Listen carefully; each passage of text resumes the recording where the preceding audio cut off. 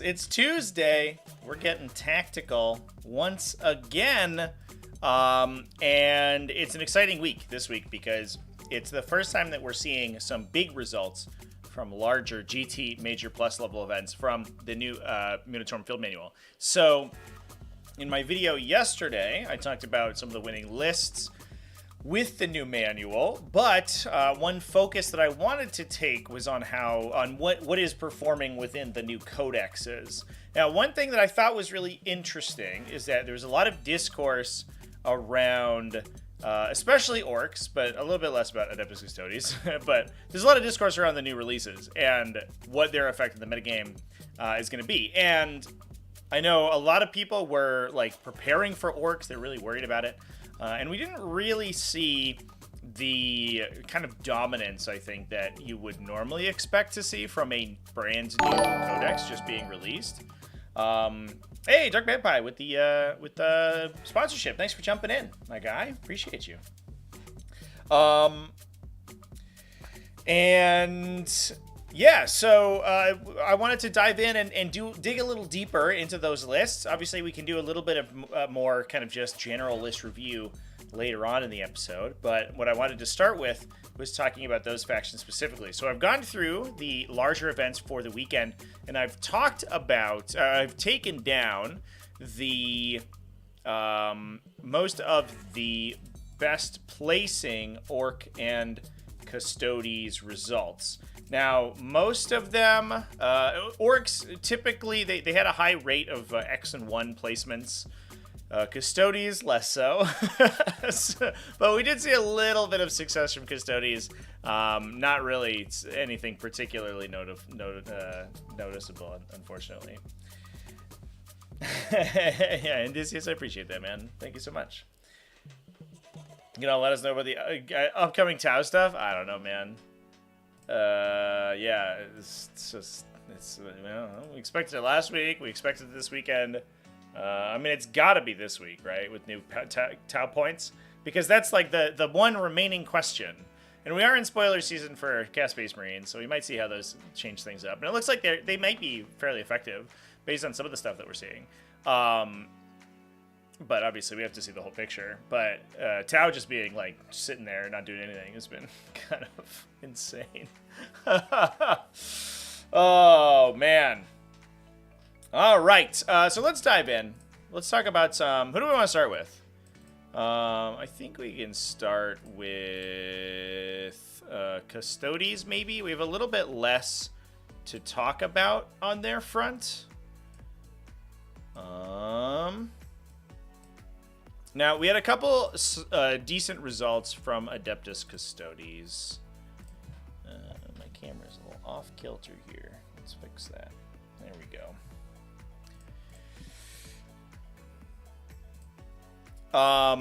But we did have a couple solid results. The Snake River Open saw Adeptus Custodes at 4-1. Using Shield Host, and it was kind of a split. I would say 80% Shield Host and like 20% Auric champions. I know there's some people who are evangelizing for like Talons of the Emperor and some of the other detachments that they have available to them, but right now basically everyone's sticking with Shield Host right now. And Shield Host is a little bit of an evolution of the Shield Host detachment out of the Index. It is very different than the original Index. I think largely it's probably a downgrade, but they did get some sort of new benefits, which are kind of interesting.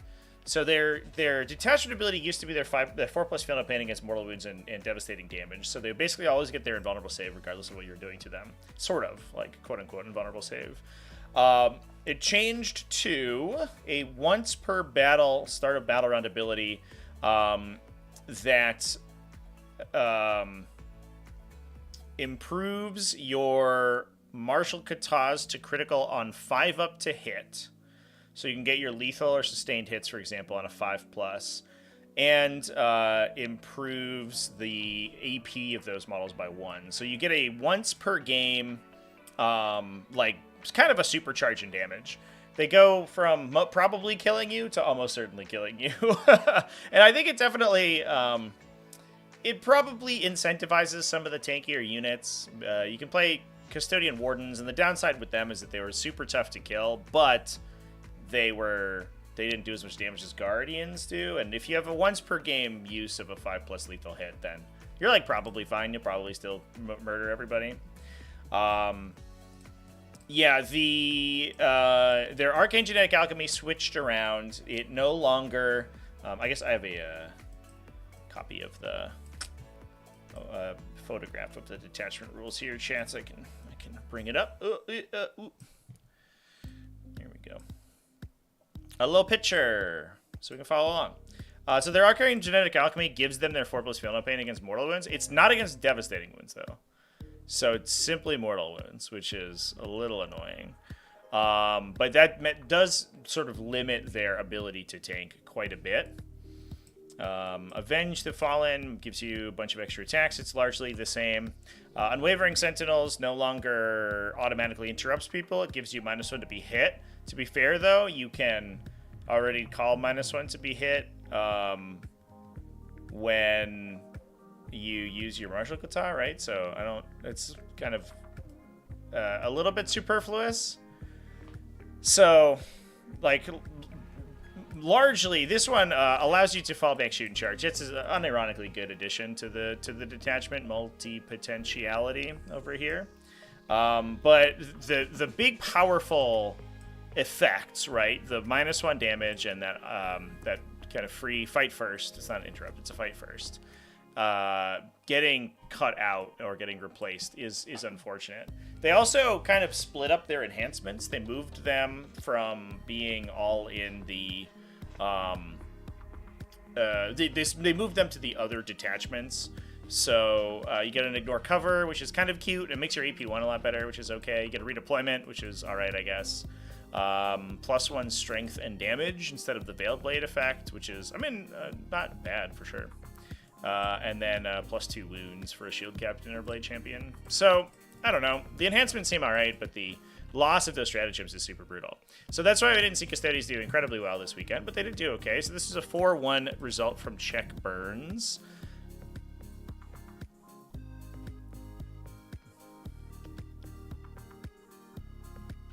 The katas no longer give -1 to hit? Oh, okay. Yeah. I don't know if I have a look at the army abilities, so I just assumed it was the same. Wow. All right. Well, I'll go fuck myself, I guess. That's wild. So this one is running a Blade Champion, Alara Shield Captain, Terminator Armor with the Castellan's Mark, so that's the redeploy. Trajan Valoris, a Rhino for Anathema Psychona, as well as a Venerable Land Raider. So I guess we're kind of supplementing the loss of tankiness in the army with more dedicated or more transports. The Land Raider is a little bit of a lighter transport. You only get 6 custodians in it, so you can put like a 5-man Guardian squad plus an attached character in. Yeah, probably using it to deliver Custodian Wardens here, but it is a good recipient of the Castellan's Mark redeploy. So because you are really incentivized to just plant that thing right on the front of the table, you want to be able to get its shooting off early and like run it up the table without worrying about intervening terrain. The downside is that against really dedicated shooting armies, they can take it down because it's not as tanky as a Space Marine Land Raider. You don't have access to Armor of Contempt.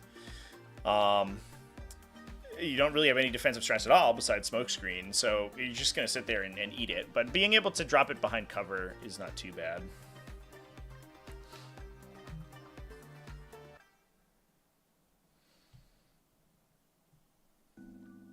The Custodes now are not army-wide. Oh, the Katas. I guess that makes more sense. It was kind of weird that you would choose... Like, it's a little bit... It's more complicated, like convoluted mechanically. Like, you don't have that many units to begin with, so I guess it's not that big of a deal. But I could understand why it was army-wide previously. But it was weird for, like, the whole army to be adopting the same fighting stance, even though, like, those guys over there are just sitting on an objective, like, a million miles away. Kind of strange.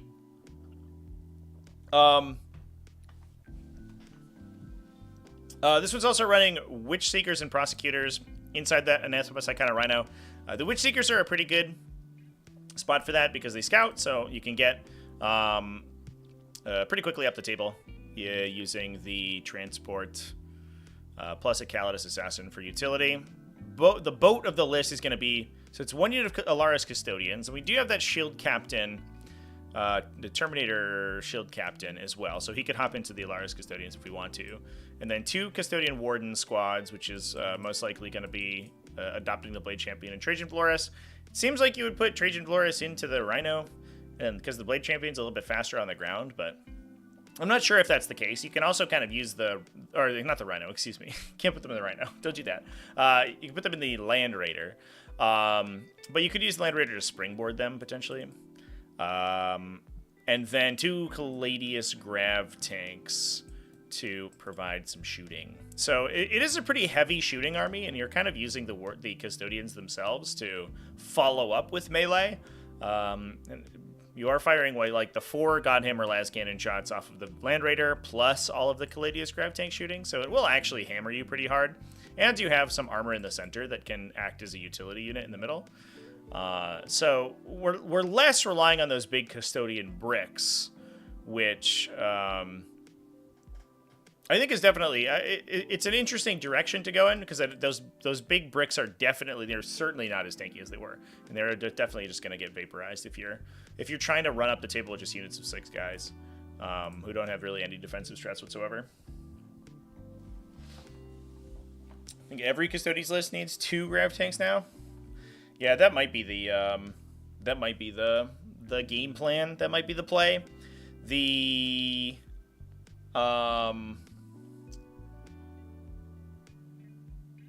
Having a shooting element is always important. It's just, I guess it was nicer when it acted as the backline to Custodian sort of frontline, but that frontline is so much less powerful now that it makes sense that they become they sort of transform and roll out into a shooting army. And if you also include like the Custodian, like just the guard squads, like especially, maybe with the Ignore Cover enhancement, or you could still be taking Kyria Draxus potentially, you can take some pretty hefty anti-infantry shooting from the infantry units too, and then mostly just use them as kind of a late game piece. All right, so that was, as far as I could find, that was the only X and 1 Custodian list for the whole weekend. Now that's not saying that there weren't that many Custodes, so it was a little hard to find Custodes with a winning record. But that is the one. We also saw a couple 3 and 2s though. This one might have been 4 and 2, I think. This is Richmond Open.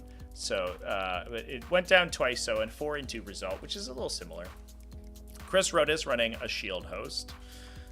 This one is taking 2 Blade Champions and an Alaris Shield Captain with the Panopta Specs, which is that I assume is the Ignore Cover. Yeah, the Ignore Cover guy. And actually, oops.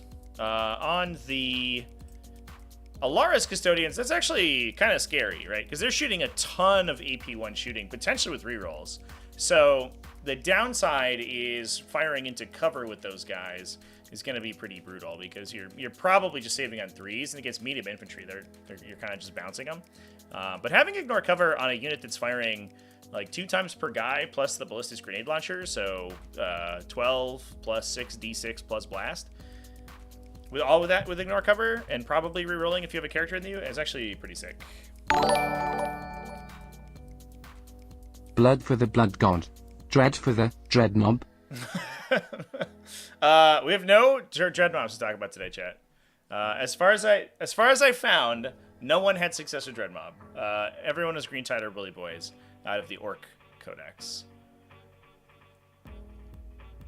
Looks like something like a 36 or 38% win rate. Yeah, we'll see. I mean, maybe there's like some hidden technology that people haven't sort of uncovered yet. I don't know if I have a ton of hope for the faction. It feels like it was such a dilution of their power level that it might be tough, but I would give it a week or so before we make any final conclusions. But they do definitely seem like they're going to struggle for sure, especially. It feels like we're moving into more of a melee-focused metagame, especially with Orks, right, being super popular.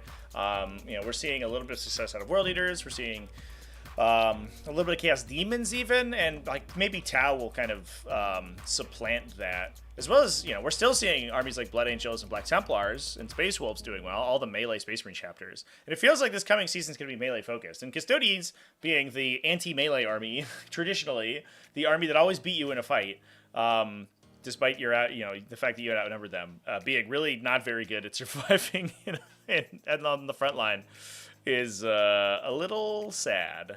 Now, one piece of technology I did like, in order to sort of win those close fights, and we watched a game with Valerian on the stream at the Richmond Open, and he actually seemed like he was pretty tough, right? Because he gives his unit an Honor of Contempt effect, and then you can stack that with Custodian Wardens 4+. Feel no pain at -1 to be wounded. So hefty melee stuff actually bounces pretty hard off them, if it's like 1 to 2 AP.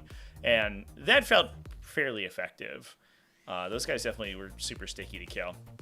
But this army is focusing really heavy on that infantry shooting. No tanks to speak of whatsoever.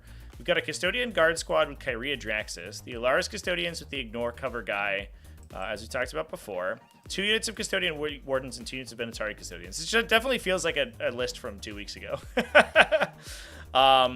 So Kyria Draxus is in there to get all the synergies with the Custodian Guards. And we have a Calidus Assassin to act as utility. We caught it Wogstodes because we're just playing an Orc list and running off the table. The hidden tech is Canis Rex. I don't know. Is Canis Rex what you want in a Custodes army? Because it doesn't feel like they're lacking for sort of late game melee punch. It feels like what they're lacking is efficient wounds. And I don't think that Imperial Knights are the way to go. Like, might be literally just armigers. You could take Helvrins and use them to like bully your opponent's objectives and act as a shooting platform. Or Warglaves, excuse me, Warglaves. And like pull fire from the Custodes. I don't know. But I don't know about Canis Rex. I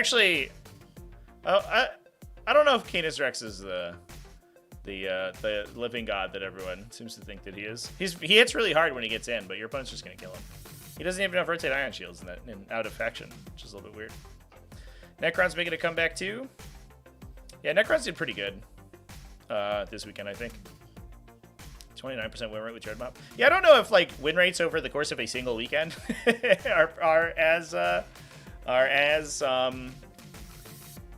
are super useful information. Because the sample size you're looking at is so minuscule, right? It's like a couple of players maybe, and the lists that they are playing are likely fairly unoptimized. I know there's a lot of people that I talked to over the weekend who are running stuff that they would not run if they had more time to prepare, because they were responding to the Munitorum Field Manual, but you only have like whatever it was, 10 days between the start between Saturday and the release of the new field manual. So, or if that, 8 days? It was last Thursday, so Thursday, Friday, so 9 days, I guess. And a lot of times it's not enough time to entirely retool your list unless you already have a bunch of stuff. So I think things will get, win rates will equalize a little bit in a couple weeks. I don't know if hyper focusing on win rates right now is particularly useful. All right, so those are the shield hosts, but we also had a 3-2 Auric champions. This is from the lightly salted GT. Aaron Nafla went 3-2 with Auric champions, which is pretty spicy, I think. I like the idea of Auric champions as a detachment because I think thematically it works super well within what Custodes want to be doing. Whether or not, let's grab the Auric Champions rules real quick and take a peek at them. Whether or not it's actually effective, I think it remains to be seen, because it feels like a lot of the, they're trying to focus you to take on shield captains, but they have very few battle tactics, right? Everything's an epic deed because that's what characters do, epic deeds. And the piece of the sort of hilarious piece of anti-synergy that I love is that you get +1 to wound with the assemblage of might, which is good if you're talking about characters that are like attached to Custodian Guard and you're getting wound rerolls already. But if you're taking Dawn Eagle jet bike captains, they don't get. They have lance. So it feels like immediately you look at this, you're like, Windmill Slam, the high wound count captains that are fast. Let's go. Except they don't benefit from their like detachment ability. What's up with that? What are we doing? Maybe it lets you spread the characters out a little bit, but I don't know. It just feels like it needed more time to cook, I guess, is what the issue with detachment is.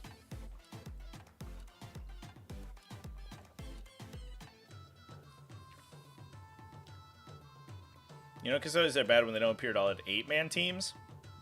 I think that, like, team events have such a niche requirement that I think there are a lot of factions that are either over or underrepresented in team events that aren't, like, which I don't think says anything about them, right? There's going to be specific Space Marine chapters that are probably really effective but never show up in teams because you can only have one Space Marine player, regardless of the fact that like Space Wolves plays way differently than Black Templars. At least last season, 90% of the time you'd take Black Templars because they're better in the format. And I think, you know, I think it's tough to gather data from that kind of situation. It helps the salvo launcher? Yeah, I guess so. It's thanks assemblage of might. You're the best. So the big thing with the detachment here is kind of there's a couple of sort of combos. The big one is that the Emperor's Auspice gives you a 4+ feel no pain when your unit is selected as a target. So you will usually what the way that works is that the unit that the character's in eats all the hits. Because Custodes are relatively tough to kill, 4+ invulnerable save and good armor and 3 wounds. The attacks will go all the way through the bodyguard models in the unit and hit the character. Then they get hit by a 4+ invulnerable save, 4+ feel no pain, and that makes them super sticky. At that point, you can then, if you can sort of punch yourself out of the scrum, you have an independent character that you can use Shoulder the Mantle on another nearby unit to attach him into. It's a little weird because you're wanting to take a lot of characters, but the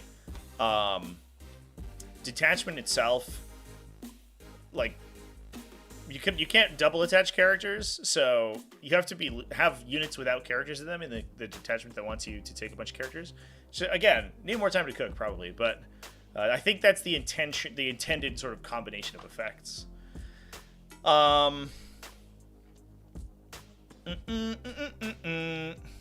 Yeah, they also have the +1 to wound. It's another +1 to wound effect against an enemy character unit.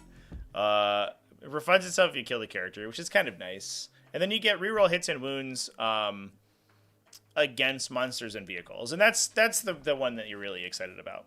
That one is actually going to be fairly effective if you're also +1 to wound. So you're basically like wounding whatever it is on 4s rerolling with, probably like lethal or sustained hits that you get rerolls to hit off of. So you have a greater chance of hitting your sustains as well.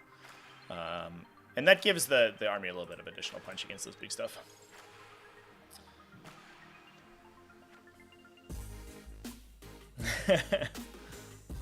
Garbage shooting from Canis? Yeah, it's a little funny because, like, I think he's a melee piece in the shootings for show, I think, for the most part. It is a good gun. Like, unironically, Canis is a solid gun.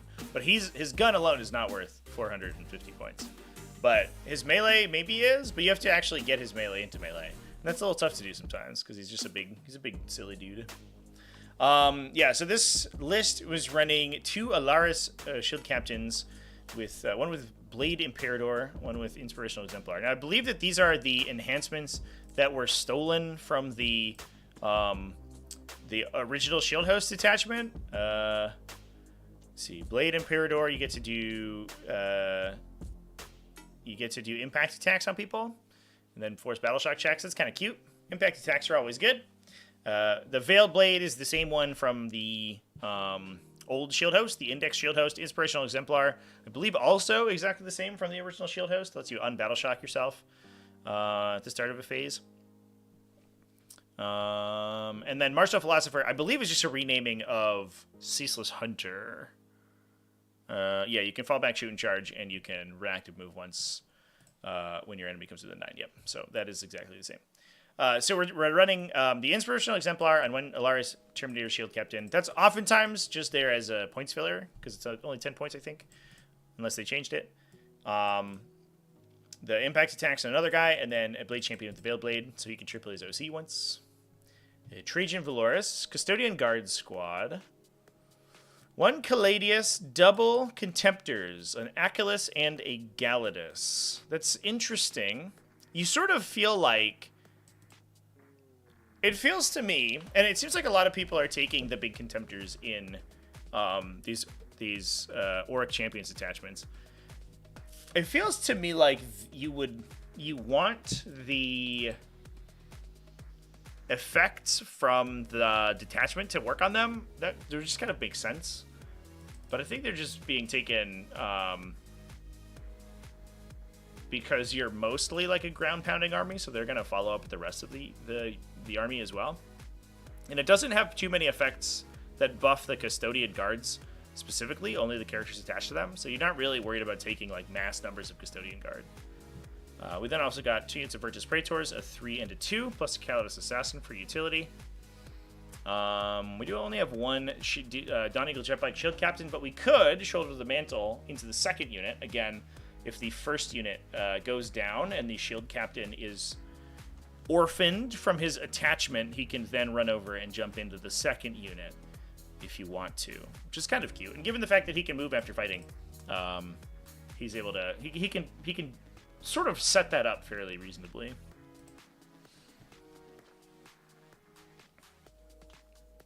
So any discussion about Custodes Land Raiders? Yeah, so the most effective list from the weekend was running a Land Raider. And it feels like that might be a direction to go forward, just to add some resilience to the army that they wouldn't normally have. But he just spammed characters, took a single Warden squad with 2 tanks. Yeah, it does seem pretty good. The Blade Champion, he loses his... he rerolls his advances rolls. His advance and charge is not a leadership ability, I guess. So taking just individual Blade Champions actually does seem pretty good.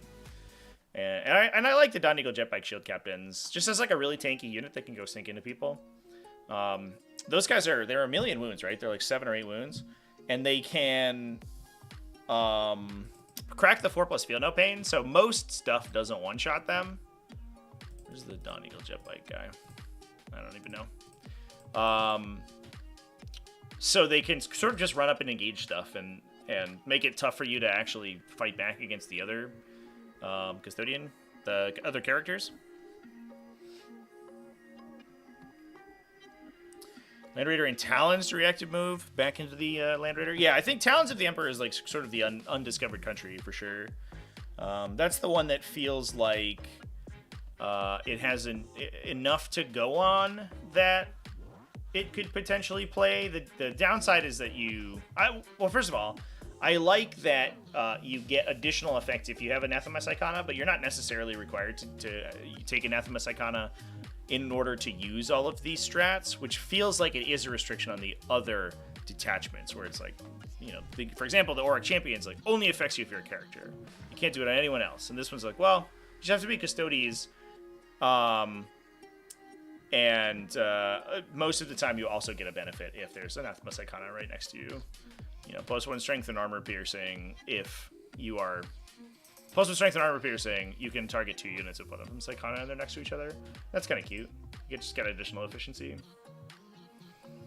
But I don't know. I'm not sure yet. It might be worth some experimentation, but I haven't played Custodes this edition, so I don't think I would be the one to innovate there. All right, but with that, we can dive into some friggin' orcs, chat. Let's all collectively yell wah and talk about some orcs. So I talked about Bully Boys yesterday on my Monday video. So if you watched that one, there was a 5-0 Bully Boys list that took down that was Jeff Jew at the Loaded Dice Open, which is the only undefeated orc result that we had this weekend. But we had a lot of good results from other orc players. Basically, almost every event of the weekend had an X and 1 orc list. So while they weren't winning a lot, and I don't want to say like one win out of, whatever we had, like 10 tournaments. It's a 10% tournament win rate. 1, 2, 3, 4, 5, 6, 7, 8. I took down stats for 8 tournaments, and I think there were 2 more that didn't have any undefeateds. So I think there were like 10-ish GT plus level events this weekend using the new rules. So getting like 1 in 10 isn't too bad. But they did have a strong representation. There's the wah. The wah. All right, so let's rip the Band-Aid off real quick, and we'll talk about Bully Boys. So I've already talked a little bit about Bully Boys because I talked about them yesterday, and we talked about them last week. They're kind of like the I don't know, the current meta boogeyman, I guess. Everyone's like, ooh, how are you gonna kill Bully Boys? So this one is from Richmond Open. This is Tyler Brennan. Tyler went, I believe, if I remember correctly, 4-1-1. So he did have 1 draw on his record.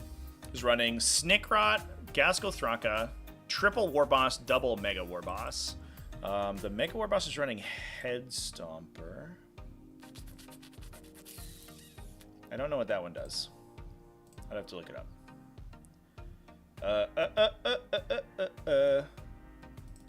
And I have it here, I think.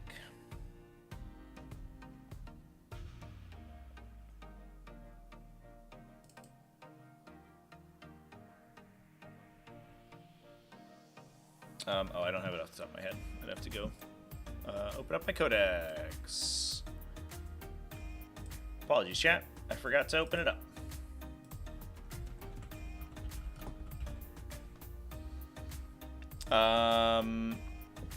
So that one gives you wound rerolls of 1 on the bearer itself, not the attached unit.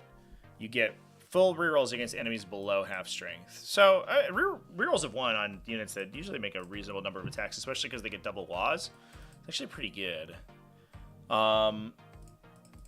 The other thing we saw a couple of people take was like Big Gob to just force battle shock checks on people, but I think the teleport is kind of crucial on the first Mega Armor Warboss, and then the enhancements on the other characters feel like a little bit more of an afterthought. They're points filler. We get double trucks, a battle wagon, 1 unit of Gretchen, 3 units of Mega Knobs, 2 units of Knobs, 2 units of Storm Boys. So the one big unit of Boys feels like it's kind of universal, and then it's some allotment of Mega Knobs and regular Knobs. I think usually it's triple Mega Knobs and sometimes 15 Knobs. I think between 15 and 30 regular Knobs basically, but most people are focusing on the Mega Knobs right now because they offer that resilience that Orcs don't typically have. Usually Orcs commit and then you just get to kill them all, but the Mega Knobs are so tough that you actually probably get multiple turns of swinging out of them.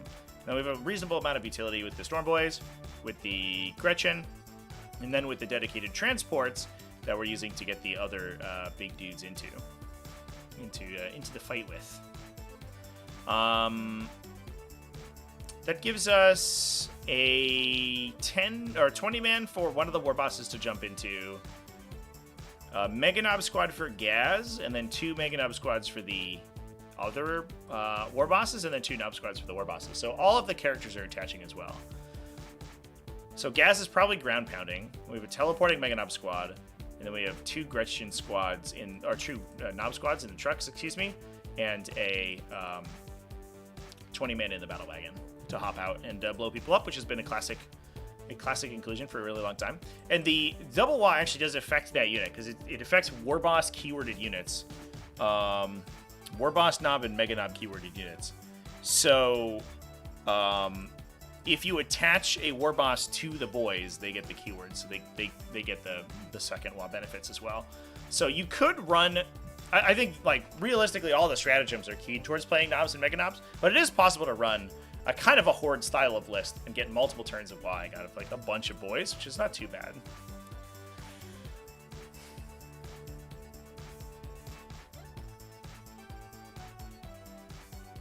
Expecting Bully Boys to be the most popular competitive detachment because it's easier to pilot than Green Tide. That might literally be the case. Now, I heard chats from some people. Their first impressions on the Codex was that the Green Tide had a real problem with armor penetration, where you were focused so heavily on these bricks of like largely AP1 choppas that they, you ran into a 2+ save armor of contempt and you just bounced a lot of times. You didn't actually kill anything. It'll be interesting to see if that holds up, because I know like you can get damage out of the war bosses, out of the power claws inside the Boyz units, and it's not like that was it's not like that was not the case for War Tribe from the Index. So I don't know how much that comes into play, but I did hear a lot of people say that list does have a little bit, the Green Tide lists have a little bit more of a they have more bad matchups, I should say, which makes sense because it is just inherently askew. Easy to transport to tournaments too.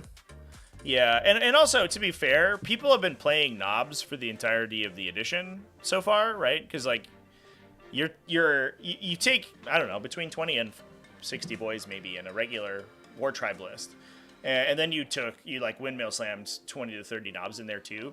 So all people really needed to do was like switch their Boyz into mega knobs, right? And that's an easy switch to make. Whereas switching into Green Tide requires you to get like 80 more models.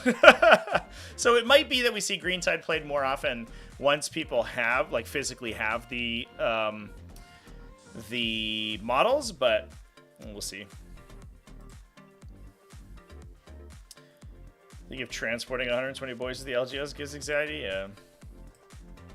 It's interesting too because it feels like, and maybe we can continue the discussion when we talk about Green Tide lists. It feels like Green Tide is so well situated to be a really, really high scoring army, and I don't know if,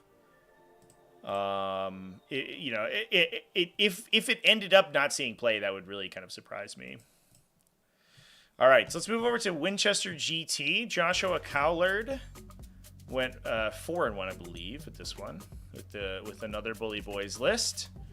This one was running triple War Boss, triple Mega Armor War Boss, one with Teleporter. Done. Who needs Gaz? Get him out of here. He sucks. We got 2 units of 10 Boyz, 3 units of Mega Knobs, 10 Knobs, 2 units of 5 Storm Boys, 3 units of oh, excuse me, Chad. Jesus.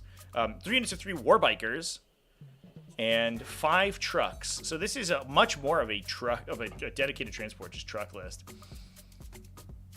It's rocking, yeah. So 2 Boy squads with the War Bosses, a Knob squad with the War Boss, and then 3 Mega Knob squads with War Bosses. All of them in transports, or most of them in transports, I should say. Not all of them. Plus just a ton of Storm Boys and War Bikers to score.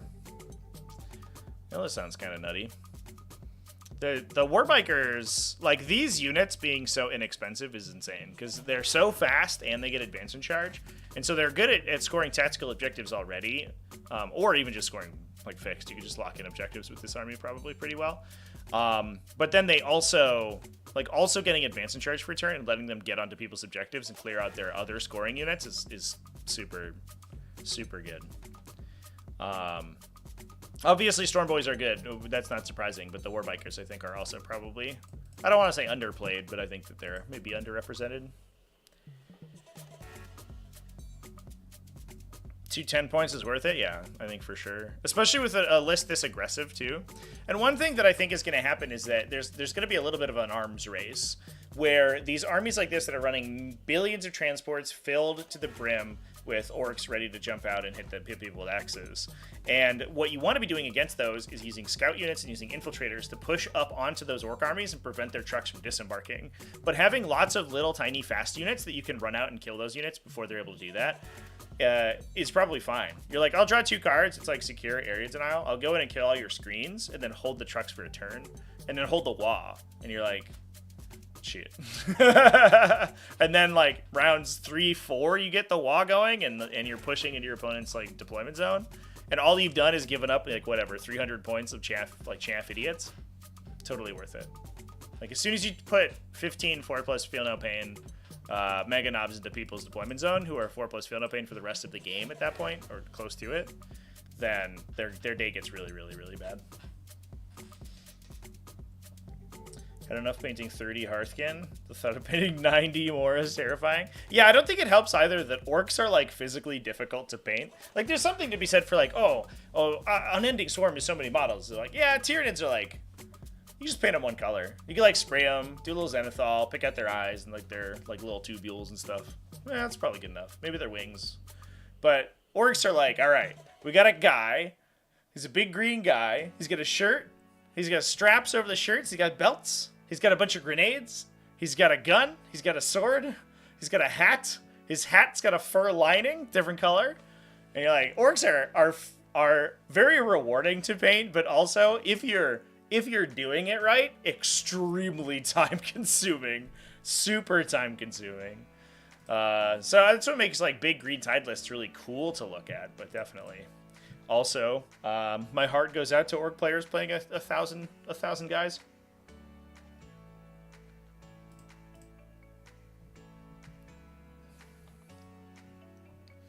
All right, we got one more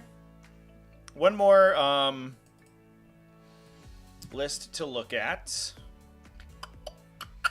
The Mad Warhammer GT Alejandro Guerrero went X and 1 with Orks. Another Bully Boys squad. This one is a little bit more Beast Snagas themed, which is kind of cool. We're running a Beast Boss with Ed Stompa. A Beast Boss, I assume, has the War Boss keyword, right? That would be... that would surprise me if it didn't. Yeah, he does. Yeah, okay. He has both a War Boss and a Beast Boss. So he also benefits his unit with all of the doubled effects, the double Wa effects. And he's got Head Stompa. So there you go, chats. There's the Head Stompa on that guy. That is good on him because he gets Devastating Wounds when he charges. And so getting wound rerolls on a Devastating Wound weapon is pretty solid. So at that point, if you're going into a monster vehicle, even if it's undamaged, you're a 4+, you're anti-4 for Devastating and rerolling 1s. So you have another 50-50 chance on each Devastating Wound to get, or on each 1 roll to get 2 additional Devastating damage. Which is pretty good. And if they're below half, then you're just messed. You're gonna die. Life is too short to play hordes. It's true. I personally do not like playing them. I don't like the archetype, but I understand the people who want to play them. But it definitely, I could see it being kind of very time consuming for sure. Boys are cheap as chips in the secondary market. That is also true. That old Assault and Black Reach Orc Boys kit, I bet, is like. They sold so many of those things back in 5th edition. I bet there's a million of those guys running around.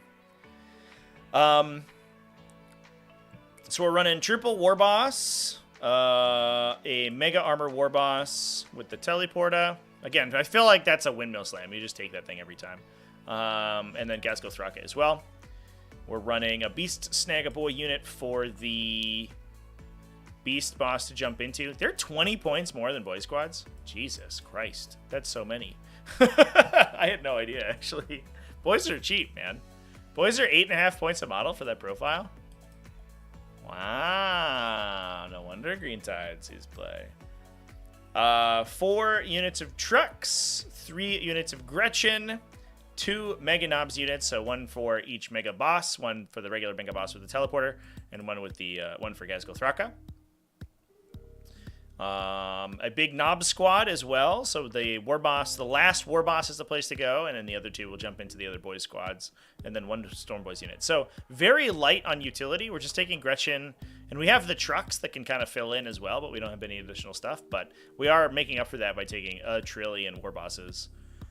And I really like the inclusion of that beast boss. He actually feels like he's really strong. It seems like an expensive combo though. He's 200 points to that unit, but he himself hits like an absolute truck, so it makes sense to me.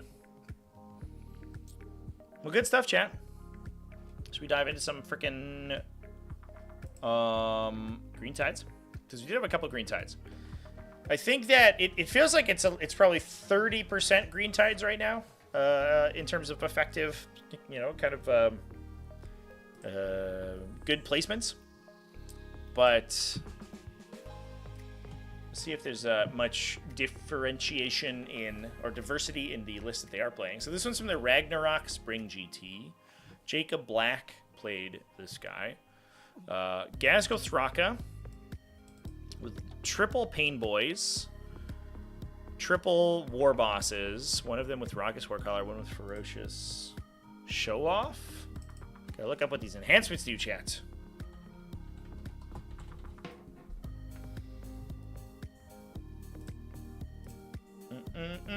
So the Raucous Warcaller is the enhancement that makes you always count as 10 models for your detachment roll and any stratagems.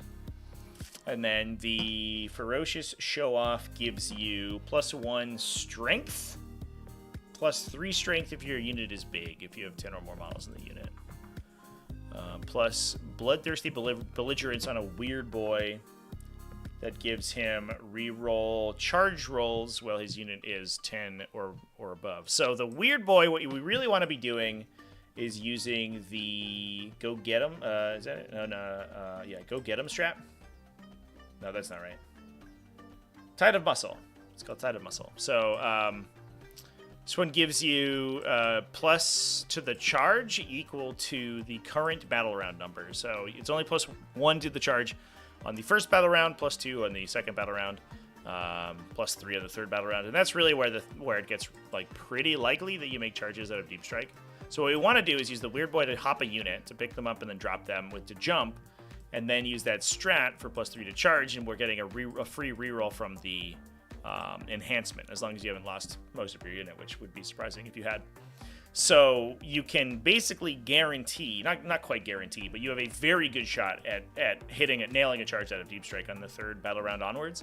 At that point, it's a 6-inch charge rerollable, so you're looking like an 80%er, or pretty close to it, that you make that.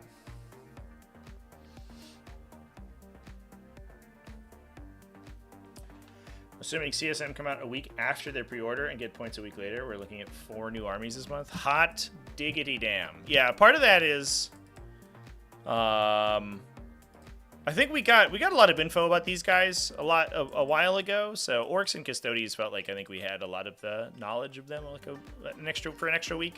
But Tau is the stupid pre-order stuff, right? The dumb like FOMO bullshit that they did, which is why we know what they're doing.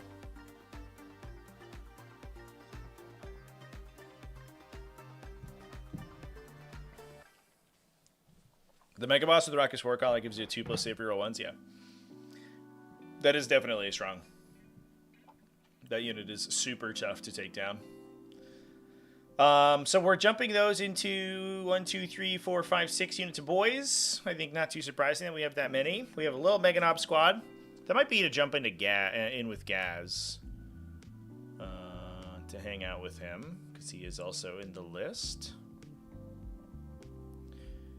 And then yeah, that's it. And then there's 2 Storm Boys and a Gretchen unit. All right, fair enough. I don't know if there's a lot of nuance here.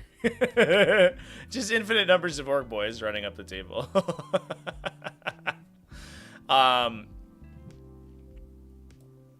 Yeah, I really like the Raucous Warcaller Mega Knobs combo, and it does feel like the list really wants the one Mega Knobs unit to be like kind of an anvil. Orc Boys in this detachment, if they have Pain Boys, are very difficult to kill, but I don't think they will survive a protracted combat for long because they sort of degrade pretty precipitously in power as you lose models. Whereas the Mega Knobs are so much tougher to kill that that is super hard to do. The downside is that in this detachment, they don't get the 2 turns of invulnerable save that they get off of the Bully Boys, because only the Boyz units get a built-in invulnerable save, so they'll get 1 turn of it from the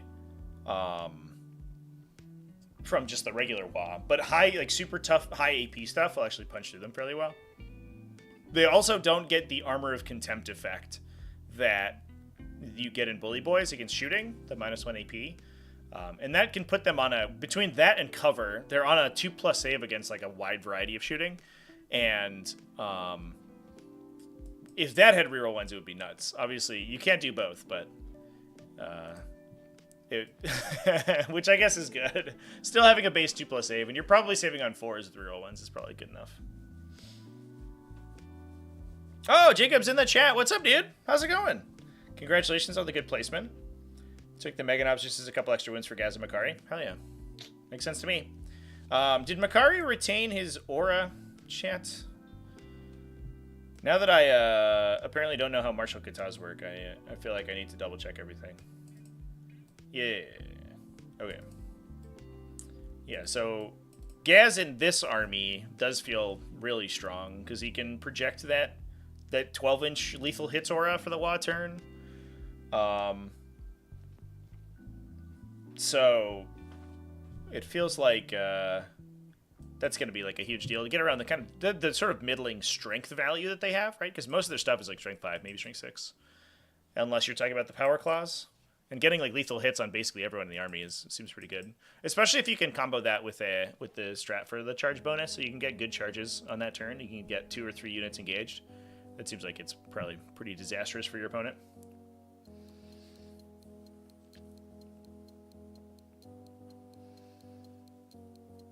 A Blood Angels 5-man jump pack intercessor squad averages 17 dead orc boys. Does it really?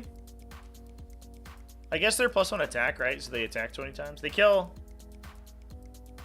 2 on the charge on average with the thing. Is that math check?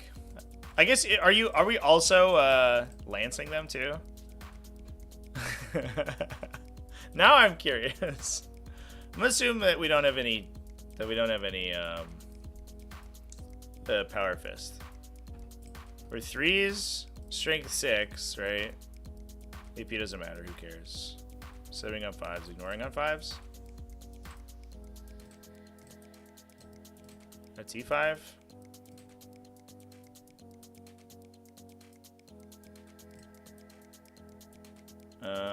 And if you have Oath, I think you kill like I think you kill like 10. I don't know about 17, chat.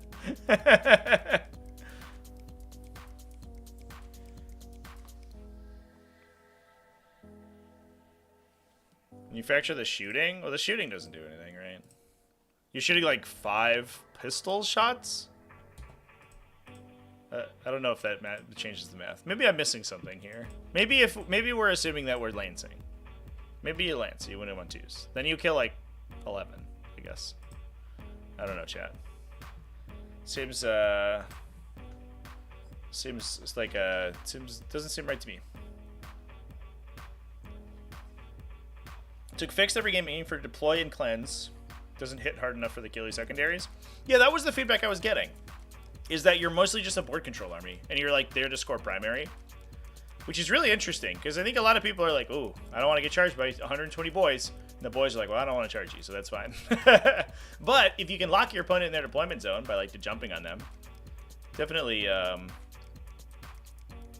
is good for scoring. And that was what I was saying earlier, is that it's so interesting because I think the Green Tide squad is so well suited to score in the mission set right now, right? Like these really hyper aggressive melee armies are just like really good at just racking points. Even if it is just fixed.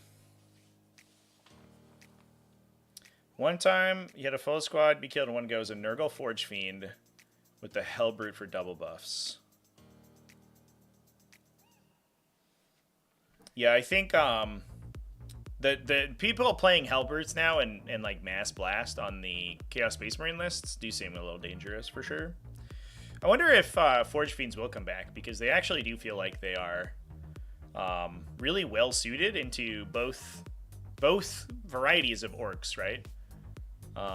If people are rocking that stuff. Also Space Marines. They're just generically good against like high model count Space Marine armies. So we might see Chaos just dive into Forge Fiends. Could add in Commandos. Commandos to block out enemy screeners too. Although this list doesn't feel like it's quite as screenable as the truck lists. Because the problem with the trucks, like screening out the trucks, is that if you can block their disembarkation zones, then you're physically moving their models backwards, essentially. Whereas the boys are just there, right? And you're like, I'll move in front of you. And they're like, all right, I'll charge you. Also, Tyranids. Tyranids might be good. Yeah, I'm not sure. I think Tyranids would have trouble with... they're traditionally not very good against dedicated transports. They're good at blocking dedicated transports, but they have a tough time killing them and the people inside. We'll see if they end up being good against Bully Boys. They probably have the blast to kill this squad, though. Back when Genestealer Cult was running like 180 models with Lone Operative or whatever, Tyranids actually just like tabled that matchup instantly. That wasn't even close. Matchup was really bad for Genestealer Cult when they were the best army in the game. Or second best, I guess, next to Eldari. The 3 damage is actually really important into these armies. And the reason, chat, is the Pain Boys, right? So having high volume multi-damage attacks feels like it would be really stupid against orcs, but it basically does like 30% more damage to them. Normally, an orc boy in this detachment is shaking off like 60% of incoming damage.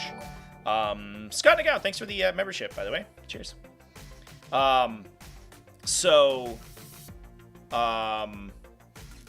am I trying to say? Because you're hitting them on a 5-up rerollable into a 5-up again, but if you're multi-damage, the second 5-up is way worse. So having a 3 damage blast weapon into these units is actually really good. And against the Bully Boy stuff, it's obviously good because they're all multi-damage, they're all multi-wound anyway, so you want to hit them.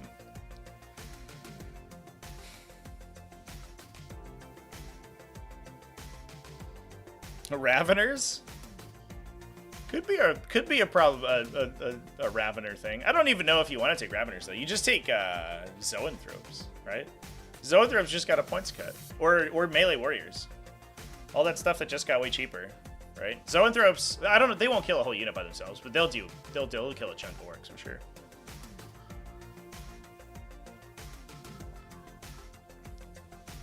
Played against Bully Boys with Nexus on Sunday. Who was the strongest showing for the Bugs this weekend? Oh yeah, how'd you do, Bobby, at Richmond? Bobby was at Richmond, by the way, from chat. We hung out all weekend. It was pretty sweet. Yeah, I could see that being okay.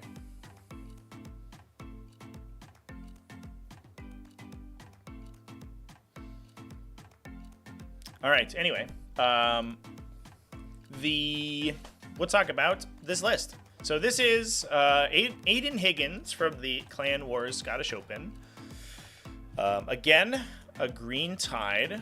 Again with Gaskell. Boss Nickrot for his redeploy and his secondary scoring. 2 Pain Boys, triple War Boss, 1 Weird Boy. So only 2 Pain Boys, not the 3 Pain Boys.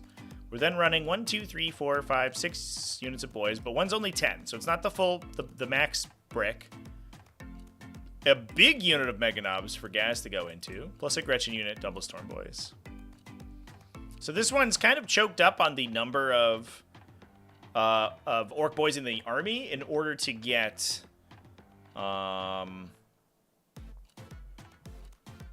the additional Mega Knobs, I guess. The only difference here is that we basically cut 10 boys for 3 Mega Knobs, I think, is literally all that has happened. Mega Knobs are 150 points, man. That is sick.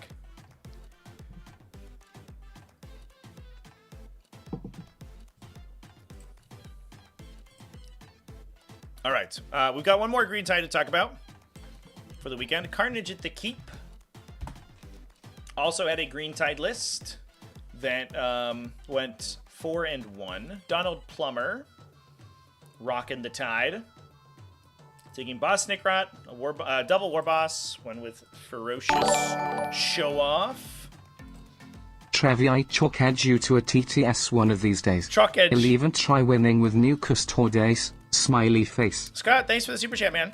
Yeah, I'll play on TTS one time. For sure. Hit me up in the Discord. We play all the time. We'd love to jam a game. Ended 3-3, lost to Angrond. Had to go first on supply drop. Oh yeah, that was supply drop on Search and Destroy, right, for the finals. Such a mission combination. The finals game, the finals games, I think were really cool. But for the last round of the event, that was a hell of a choice for mission combo, because that is very go first, or like I guess it's not as go firsty, but because the second player gets like a huge advantage, but the first player also just gets to like rush into the deployment zone on the first turn. So I don't know. I guess that actually might be one of my more favorite varieties of supply drop specifically, but I don't know if I would very much appreciate that mission on most other deployment types, because the second player just has this huge leg up.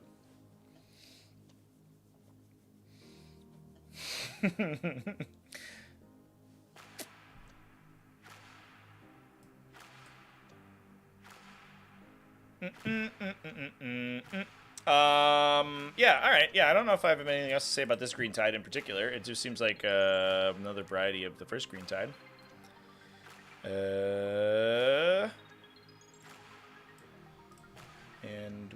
And that was all of them. That was all of the Green Tides that I have in my notes. Chat. So that is a pretty comprehensive look, I think, at the detachments that are seeing play. Green Tide and Bully Boys from Orks. Shield Host and Auric Champions from Custodes. But definitely more Orks than Custodes, I think, for obvious reasons. Round 1 and 5 should have switched. I don't even remember what the round 1 was. It was also Search and Destroy, right?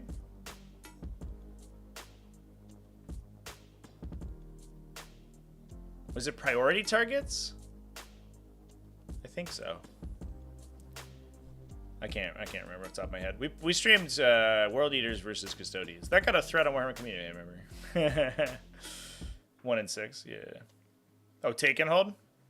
Well, like, I don't know. The Search and Destroy has, like I said, I don't know. I guess I'm sort of convincing myself.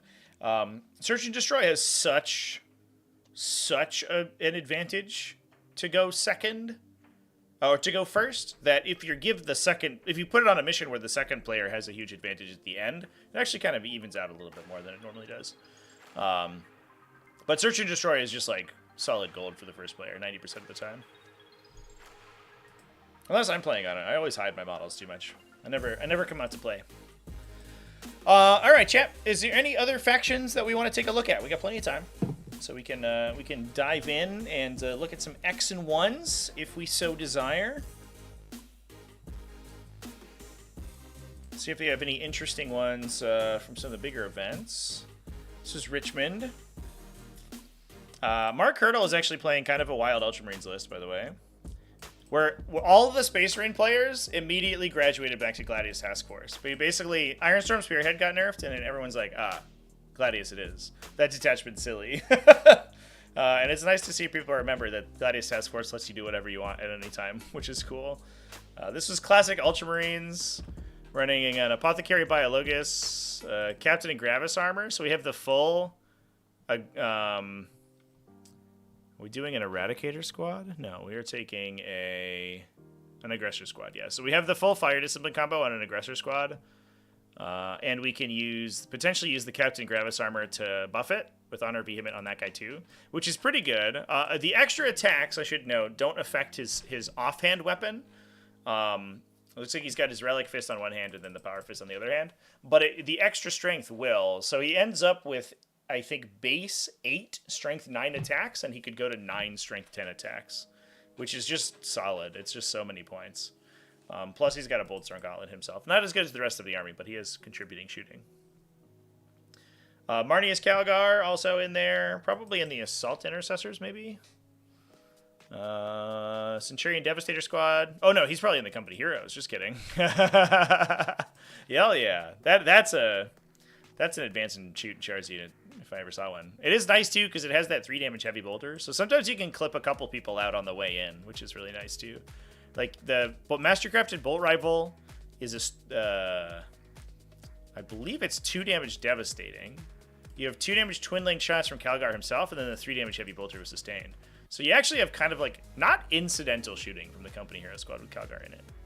And then them being -1 to wound also lets Calgar just stand on the table and be really tough to kill in the early game, too. And Scepter Squad. Land Raider Crusader. Double Redeemers. So I think we are... we are taking the Crusader because we have an 8-man strong aggressor squad. So you need the 16 transport capacity in order to carry the full Wombo combo unit, the big tank unit. So you actually do need to take this guy over Land Raider Redeemers in order to deliver that big Fire Discipline combo. The Crusader in Gladius Task Force is a little sad. In Firestorm Assault, it's actually not too bad because you end up with 24 Strength 5 twin-linked shots. So they're wounding a lot of vehicles on 5s, re-rolling, and then just like giving them 3-up saves for the most part. And that's actually really... It does get like a little dangerous. In Gladius Task Force, it's a little bit sad. That's a lot of like really low strength shooting. Low strength, no AP, but like you could maybe Storm or Fire it, I guess. I don't know. If you're low save infantry that's trying to clear. But it does shoot 1 billion times. Then double Land Raider Redeemers and a Stormspeeder Thunderstrike to buff them. Plus an Inceptor Squad. I'm glad Inceptor Squads are back.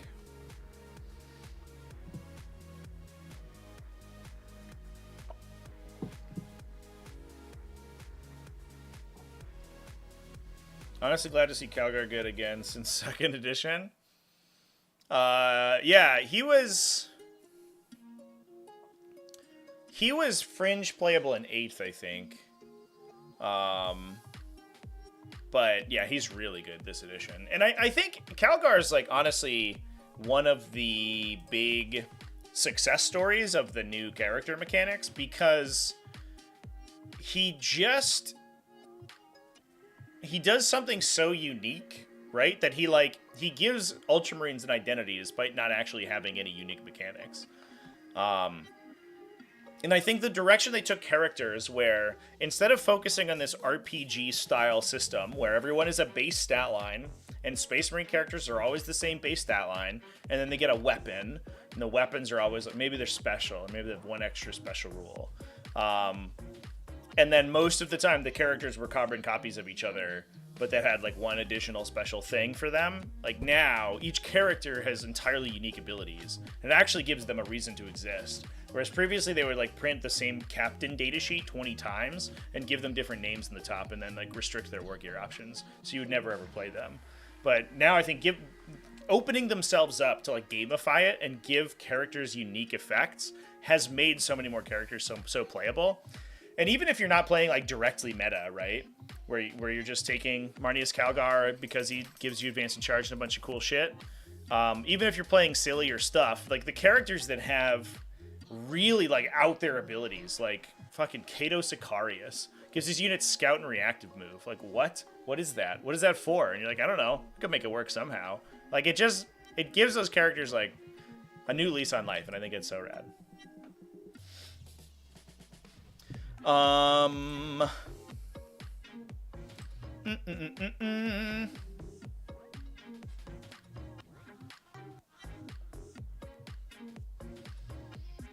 Would love an in-depth strategy video at some point about the different deployments and missions. I guess so. I guess I could maybe do that. It was tough to do previously because the missions would like change every 6 months, so I would spend so much time making all of these like mission content, and then it would like they would switch over, and I'd be like, all right, well, now I have to go play them again.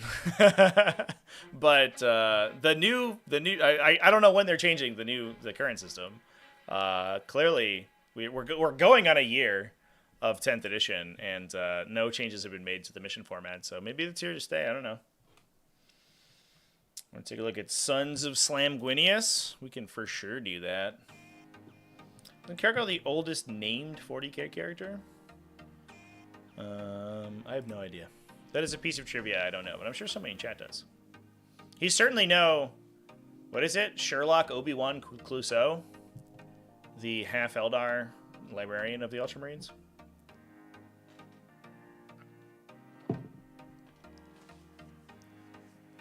So this is a Blood Angels Ironstorm Spearhead, chat. I clicked on this because it was a Blood Angels list, but it's definitely not Sons of Sanguinius. So this is Stephen Fitch, who was in the finals game. So this game was streamed over on Wargames Live. He played against Josh Campbell, who dropped a grand total of 13 points over 6 games. So absolute stellar performance. I don't know how that game goes. I haven't rewatched the VOD yet. Went. I don't know how that game went, but it sounded like it was super fun. Like both of them were like, I don't know, really jovial at the end, which is really, really nice to see at a finals table. They'll change it a week after I make a new video. Yeah. It's like when I make a Kazrakin video and like literally the next day they change their points value. They watched my video. They're like, oh, this is why people are taking Kazrakin. Let's nerf them. I think I did it also with the aggressor bomb. I made a video on aggressor squads. It's still up in my playlists too. But I made a video on aggressor squads and the fire discipline combo, and I was like, look at how much damage this does. And a lot of it's like they get extra because the Oath of Moment gives your grenade launcher twin length, so you get extra damage out of that. And then immediately they're like Space Marine Codex, Oath of Moment no longer rerolls wounds, and I was just like, GW, why you do this? But that is the downside of content creation. Sometimes you just hit awkward spots where things are just weird. Weird they haven't fixed the missions. Yeah, there's some that are like people are just not playing anymore because they're like bad. Yeah, I don't know. There's also some tactical secondaries that really do need to get a rework too. All right. This is running a Jump Pack Intercessor Squad, 2 Ball Predators. This is why we're playing Blood Angels, so we get access to Ball Predators. Fair enough. 2 Ballistus Dreadnoughts, Gladiator Lancer, Predator Destructors, 1, 2, 3 Scout Squads, 3 Vindicators. There they are. So we can kind of do something similar to what Chaos Space Marines are doing with the 5-up Lethal Sustained. Because the Vindicators can like wombo combo together, and they can use Mercy's weakness. So one Vindicator can shoot a target and plink it. And then the second Vindicator, Mercy's weaknesses, because the vehicle gets 5-up criticals, you get lethal hits from the Tech Marine. Oh, nope, just kidding. Oh my god. Well, we can do it for sustained, chat. There's no target augury web in this list, so we can't get lethal hits, but we can get sustained hits. It's strength 14. Why do we need lethal hits? We're winning on 3s anyway. So you can get 5-up. You can 5-up sustained hits. If you're shooting at the Oath of Moment target, you can reroll, and so you actually just like double your damage essentially once you do that. And you probably get buffed by the Tech Marine, so the reroll you can fish for 5-ups really effectively. And for a Vindicator cannon that's shooting for D6 damage a pop, that's gonna be a lot of DACA right there.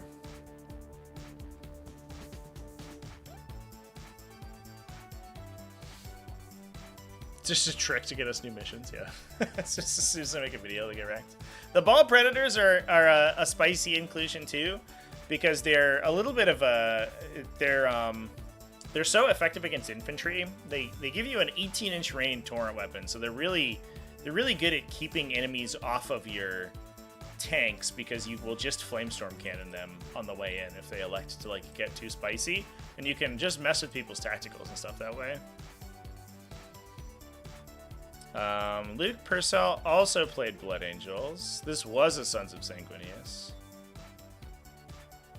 He played a captain, jump captain, Mephiston.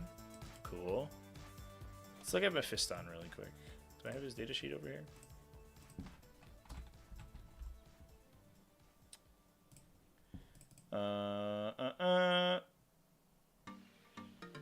He gives you charge rerolls, I believe is his deal.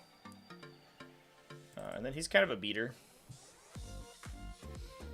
Oh, excuse me, fight first. It's the regular guy that gives you charge rerolls with his little temporal corridor. Fights first. Start of the fight phase, you can pick an enemy unit within engagement range. Fortunately, it's of the Psyker's unit, not the Psyker himself. That's always the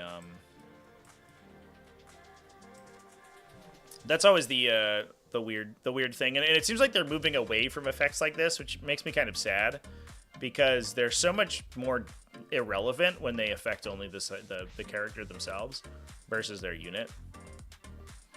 Roll a d6 on a 2+. You worsen their weapon skill. On a 6, they also get attacks reduced. So he makes his unit super tanky. He's basically almost essentially -1 to hit and fights first. So you can use him as a little bit of a bulwark. And then he's got a strength 9 d3 damage weapon. Okay, calm down, Mephiston. So that's strength like 11 when you charge. All right, that's a little spicy. That dude will cut a tank in half. Commander Dante, double Sanguinary Priests. One of them is Icon of the Angel plus Sanguinor. 2 Assault Intercessor squads. We only have 1 Captain, so we might be jumping Mephiston into the second one. 2 Impulsors for those guys to hop into. 3 Jump Pack Intercessor squads. Death Company squad. Only 5, not the full 15 or 20 that we saw previously. But we don't have Lamarties either. I guess they finally got expensive enough that you didn't windmill slam a million of them. Sanguinary Guard, which we can jump Dante into. 2 Scout Squad units and a Vanguard Veteran Squad with jump packs. So these guys, you usually jump you put the Jump Captain into, because he has his leadership effect is +1 strength on the charge. So you end up stacking up to +3 strength, and you're swinging at strength 8 that you can then lance. So you're wounding basically any non-vehicle in the game on 2s, and vehicles you might be on 4s or 3s. 4s assuredly, but you might be on 3s if they're lighter, which makes you really dangerous against them.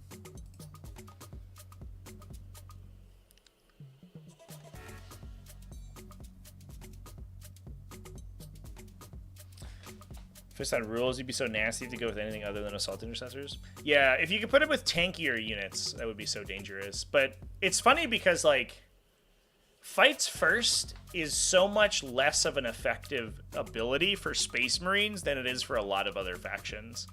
And it's largely because Space Marines are, like, right on the cusp of survivability, where they don't die immediately, but they're not that hard to kill. So you're like, watch out, my 5 Assault Intercessors will get Fights First, and you're like, okay. And you point, like, a reasonable gun at them, and you just kill them, and Mephiston's there by himself, and he's like, oh, never mind, sorry. I'm sorry I said anything. And it's, like, the same for Judiciaries. Like, maybe he could go to Blade Guard Veterans. Do I have his leadership? Yeah. Blade Guard Veterans might be the truth, actually. It's kind of weird that he doesn't go with them. Maybe they thought that was too good. Like, -1 to hit, 4+ invulnerable save, Blade Guard Veterans with Fights First. I don't know. He's just a much better Judiciary. All right, a couple people wanted to take a look at Astra Militarum. Let's dive in. Militarum. So there's a couple 4 and 2 players from Richmond. Look at some of the other larger events. This one also 4 and 2. This is an interesting one because it was only 30 players, but it went all 6 rounds. A lot of these were team championships. There's also an event that didn't use the new points values, which I thought was a little bit weird.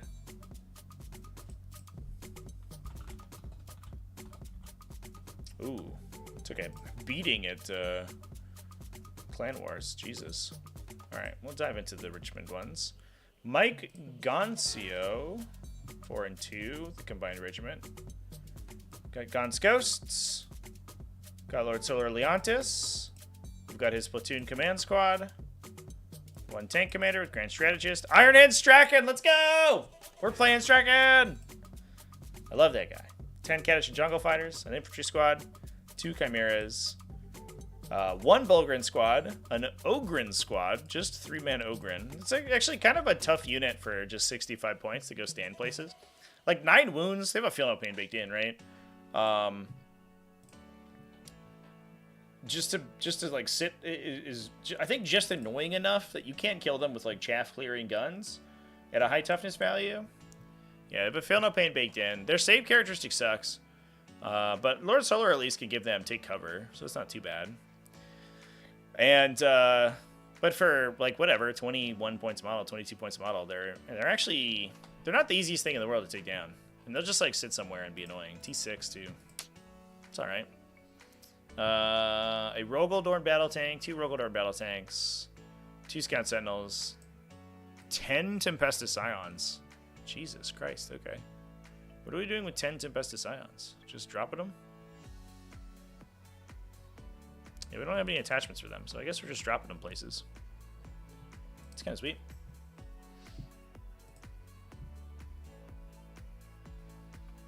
So many characters just banned for Blade Guard? Yeah. I think they definitely made like a concerted effort to make characters less universally applicable.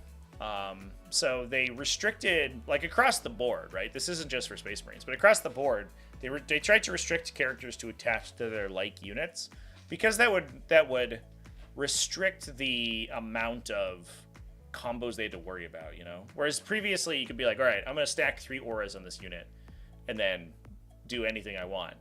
And they had to implement the core keyword, and they had to implement like a bunch of other supportive effects to stop that from going as crazy as it was. But it feels like in some cases they went too far. So other factions like Tyranids, right, where every character gets 1 attachment. It's just, who cares? You don't attach anything in that faction because nothing attaches to the unit that they want to. And I think that they they overestimated the actual amount of output the Blade Guard veterans have, right? Because their profile in 9th edition was so crazy. You're like, whoa, they're like inexpensive and have multi-damage strength 5 weapons with a high AP. That's nuts. But when you transition over and everything's toughness gets higher and everything's AP gets lower, suddenly like whatever they are, AP 2 damage, strength 5, wounds everything on 6s, and they probably save on a 4, and you're like, all right, who cares? It actually doesn't matter. So I think they were probably overly cautious, which maybe was fine, but they probably could have thrown the Blade Guard veterans a couple of bones for sure.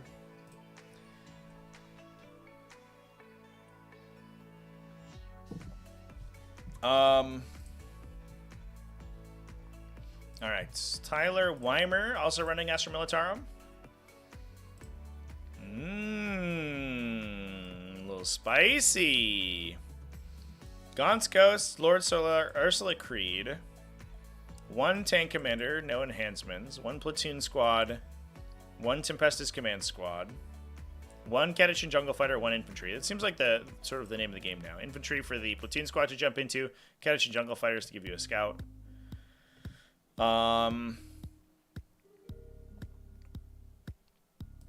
A Bulgrin squad, just 3 Bulgrins. 20 Tempestus Scions. Plus 2 Basilisks, a Hellhound, 2 Leman Russ. A Vanquisher. A Leman Russ Vanquisher? Whoa. That's cool. Man, all of the Leman Russ variants getting a points cut is going to make things like so insane, because you're going to see all the random Leman Russ profiles. The Vanquisher Battle Cannon. 1-shot strength 18, D6 plus 6 damage. Reroll reroll wound rolls against monsters and vehicles. Wish it would reroll hit rolls. Maybe just give it full rerolls so it's a little bit more consistent. That's that's such a nuts profile. Strength 18, just casually. He's 145 points for a 2+ save. Honestly, like, just as a unit to hold at an objective, that might not be too bad, because he's also giving you, like, a pretty solid ranged attack. Plus a Hellhound to remove cover. Double Leman Russ. Yeah, having the classic Leman Russ also see more play, I think, is going to improve as much as it. Where's the regular Leman Russ battle tank? It's Exterminators, Executioners. Maybe I don't have one. I probably put it somewhere else. It's probably going to improve their reliability a little bit because they're one of the only units in the faction that gets hit rerolls, at least for vehicles. Like the Tempestus Scions do, right? They give themselves hit rerolls against enemies on objectives. And the Leman Russ battle tank is the same rule. So they're actually... They have less damage than the Commanders or the Demolishers, but they're so much more reliable because they're gonna... They don't have those shots where they like shoot low, miss every time, and you're just like, fuck. Having the rerolls means they're doing more passive damage. And being cheaper definitely makes that so much more efficient. Want some love for Bloodletters? Give them more attacks. Or give them the Legionnaire ability where they reroll wounds on objectives. It feels like what they should have. Like, they're supposed to be this shock infantry, and they, like, have a really, really bad ability. I don't know. It is what it is. All right, chat. Anything else we want to take a peek at before we wrap things up? Any other factions that we want to dive into? Guess we can poke around and see if there's any good ones. Ooh, there was a 5-1 Imperial Knights, actually. 5-1 Imperial Knights. That's impressive. Canis Rex, Cerastus Atropos. 1, 2, 3 Helverins, 3 Warglaves. Void's Men-at-Arms. The Void's Men-at-Arms are back now that they're the same cost as the Henchmen. You only get one.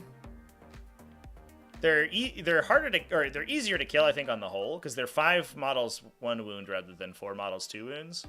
But you also get a bunch of sweet guns with them, so I don't know. I think their save is better, so it's actually probably a wash. Plus a Calidus Assassin and a Calexis Assassin. Calexis Assassin is really interesting. Let's take a peek at a Calexis Assassin. I know that a lot of people are thinking about dropping Calexis into their lists because Thousand Suns are a little bit more popular right now. And so having the anti-psyker tech is strong.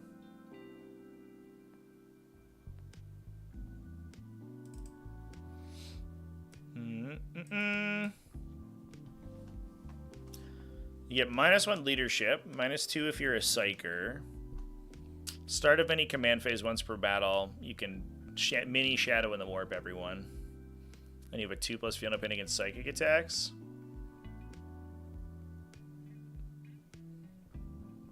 And he's got a solid gun too.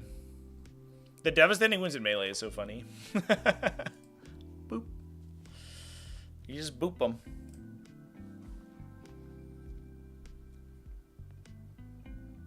I know when you, did I know you don't get Bring It Down when you kill Canis Rex, but only when you'll kill Hector. Yep. We literally played out that interaction on stream yesterday. If you watched me over on Twitchies, I played against Canis Rex with Space Wolves. And we had a whole long discussion about how he actually scores Bring It Down.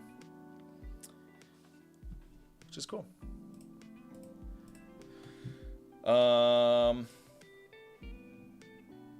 Good job, Imperial Knights. Blade Guard great in Sons of Sanguinius? Yeah, I could see that. Pushing the Strength 7's a big breakpoint for sure. I just wish they were tougher to kill. I don't know. I wish they had a base 2+ save like they did previously. I guess they didn't have a base 2+ save. He could boop Makari with a, if he just 6s him, boop, take 2, get out of here. That is cute. Makari's not a psyker though, so you don't get it on 2+. But he's actually like unironically kind of lethal against psykers, right? Because he just hits on 2, wounds on a 2. You just take devastating.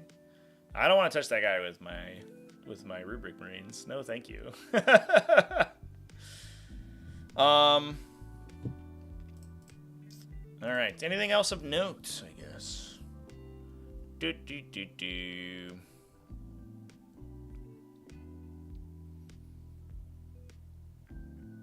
We did have some Death Guard. Evan Burnett with Death Guard undefeated at Richmond 2. Or not undefeated, excuse me. X and 1. Running double Putrefier, double Blightspawn Mortarion with 20 Plague Marines, a Rhino, 10 Cultists, a Land Raider. A Land Raider? What? Who's going in the Land Raider? I guess the other Plague Marine squad. That would make sense. We only have one Rhino, so that's cool. You can buff that guy with the I always forget what it's called, but the stratagem to infect people in contagion and ignore cover against them. A blow drone, double blight haulers, That's so cool. It's been so long since we've seen a blight hauler on the table. Take a peek at Blight Haulers this edition. They were so silly in like 8th and 9th edition. Just fast little idiots that scored you points and blew up tanks. You get +1 to wound against vehicles with a frag and a crack missile and a multi-melta. So you're wounding basically vehicles on 4s. How many points are they? 100 points. So this is kind of a lot, but it's cute. 2 Plague Burst Crawlers and 2 Nurglings.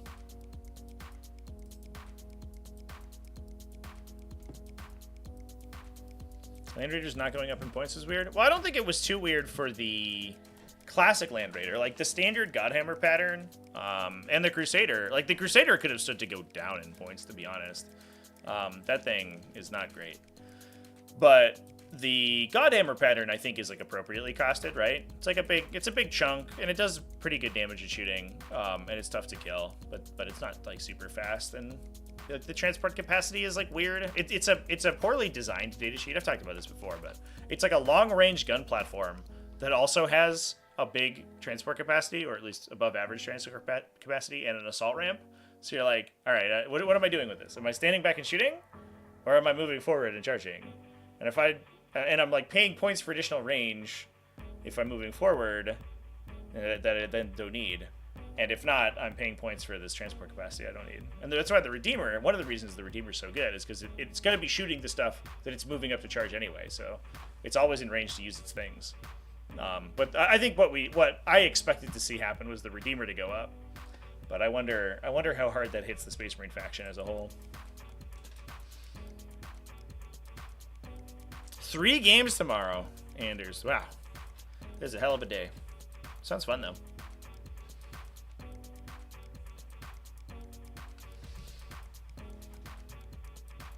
But, yeah, I definitely expected to see, like, 285 or 275 on Land Raider Redeemers. The fact that they didn't go up at all is kind of nuts. But it is what it is. The stuff that goes inside them largely went up, especially, like, Sword Brethren and stuff like that. So, I guess it's not all too shocking. All right, champ. Well, if nobody has any other requests, I am flagging a little bit, so I might go ahead and wrap things up there. But lots of good discourse had about the new Orc lists in particular and the new Custodes. Definitely, I'm interested to see how Orcs do over the next probably 2 weeks or so, because I think it's like right now is the time to determine whether or not they're going to get sort of broken open, or we're going to see them get defeated by the metagame, essentially. Custodes feels like less so, but Captains and Assault Intercessors didn't go up. I don't know if they necessarily needed to. They're a one-hit wonder, right? Like, you pay 160 points or whatever, and you get this one thing that could probably kill. You know, it probably punches up, but it's a melee unit, so you kind of hope that they do that anyway. I don't know. And it feels like maybe they're trying to push Jump Pack Assault Intercessors a little bit more, too.